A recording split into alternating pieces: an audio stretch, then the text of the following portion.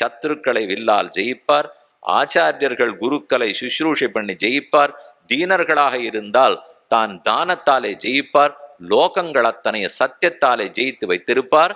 சத்தியேன லோகான் ஜெயதி தீனான் தானேன ராகவா. இப்படி எம்பெருமான் ஒவ்வொருத்தருக்கும் ஒவ்வொரு குணத்தை வச்சிருக்கார், அதனால் ஜெயிக்கிறார். இவருக்கு இந்த குணம் எல்லாம் எங்கேருந்து வந்தது? ஓ, யாரானு கொடுக்கணுமா சுவாமி? அவர்கிட்டயே அந்த குணம் இருக்காதனால் இருக்கு. அவர் சூரிய குலத்தில் அவதரித்தாரா, அங்கேருந்து வந்திருக்கலாம். இக்ஷ்வாக்கு வம்சத்தில் அவதரித்தாரா, அதனால இருக்கலாம்.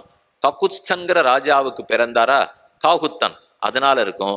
ரகு மகாராஜாவினுடைய வம்சத்துல வந்தாரா, ராகவன் பேர், அதனால இருக்கும். ராமனுக்கு ராகவன்கிற பேர்ல ஒரு மிதமிஞ்சி ஆசை, ரொம்ப ஒரு கிட்டத்தட்ட அகங்காரம்னு சொல்லலாம். நாம் ரகுகுலத்தில் பிறந்திருக்கிறோம், இக்ஷ்வாகுலத்தில் பிறந்திருக்கிறோம்.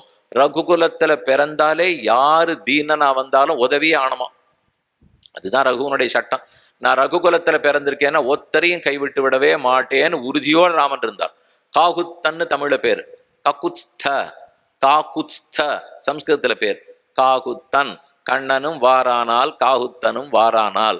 நம்மாழ்வார் நாயிகா பாவத்தோட அழறார். கண்ணன் வரேன்னு சொல்லிட்டு ஏமாத்திட்டானே, நீ சாயங்காலம் 6:30 மணிக்கு ஒரு இடத்துல என்ன நிற்க சொல்லியிருந்தான், வரவே இல்லை. கண்ணனும் வாரானால். அவரே சமாதானப்படுத்திட்டார். இவர் என்னைக்கு சொன்ன நேரத்துக்கு வந்திருக்காரு. இவர் எல்லாரையும் ஏமாத்துறதுதான் வேலை. என்னை இங்க 6:00ன்னு சொல்லச்சு அங்க 6:32க்கு ஒருத்தர் நிற்க சொல்லியிருப்பார். அதனால அவர் வரலே, நான் கவலைப்பட முடியாது. ஆனா ராமன் வரேன்னு சொல்லிட்டு வராம இருந்துட்டாரு. அதுதான் என்னால ஜீரணிக்கவே முடியல. கண்ணன் வரமாட்டார், ஏமாத்துறதுதான் இயல்பு. ஆனா ராமன் ஏமாற்றவே மாட்டாரே. அவர் போய் ஒரு பெண்ணுக்காக எவ்வளவு பாடுபட்டிருக்கார்.